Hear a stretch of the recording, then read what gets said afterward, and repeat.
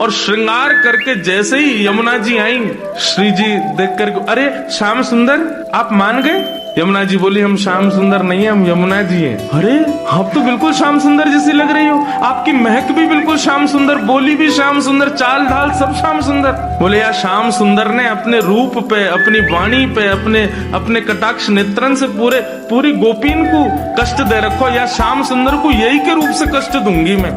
आप यहीं बैठी रही हो राधा रानी, मैं अभी जाऊं।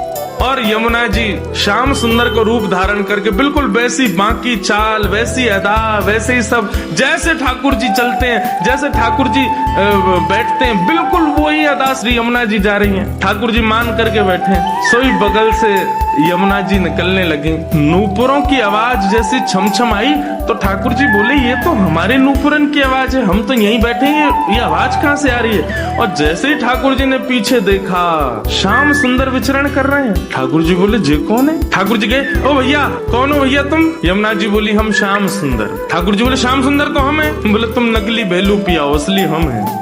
बोले, ऐसे कैसे? तुमको बंशी बजानी आवे? देखो मैं बंशी बजा के दिखाऊं। ठाकुर जी ने बंशी बजाई, उससे बढ़िया यमुना जी ने बजा दी। बोले, मेरे पास काली कमली, तुम्हारे पास है? यमुना जी ने अपनी काली कमली दिखा दी। सब प्रकार से ठाकुर जी अपनी वस्तु दिखावें और यमुना जी उसको प्रस्तुत करें। बोले, अब कैसे सिद्ध हो कि असली श्याम सुंदर कौन है? यमुना जी बोली, मैं एक टेर बजाऊंगा, यदि मेरी टेर सुन के राधा रानी बगल में आके खड़ी है गई तो समझो वही असली श्याम सुंदर। जाके बगल में किशोरी जी आके खड़ी हूँ।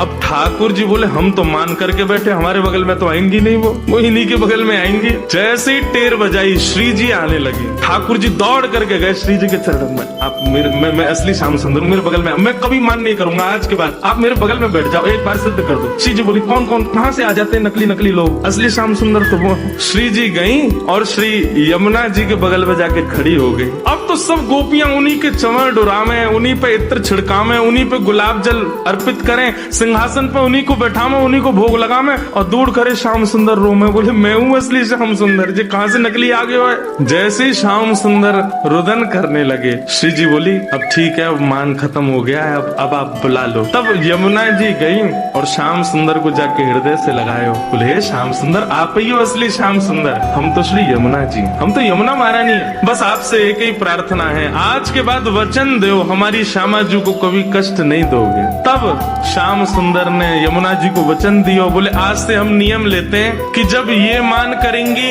तब हम इनको मनाएंगे, और जब हमें कोई बात बुरी लग जाएगी तो वह भी हम इन्हीं से कह देंगे कि हमको ये बात बुरी लग गई है, मान करो आप ही, हमें ये बात बुरी लग गई, आप ही गुस्सा हो जाओ, फिर तब भी हम ही मना लेंगे। यमुना जी बोले, हाँ बस यही नियम रखना, आप कभी मान मत करना, श्री जी ही मान करें। तब से हमारे वृंदावन में सब वैष्णव कहते हैं, श्याम सुंदर श्री यमुने महारानी की। तब से श्री यमुना जी श्याम सुंदर।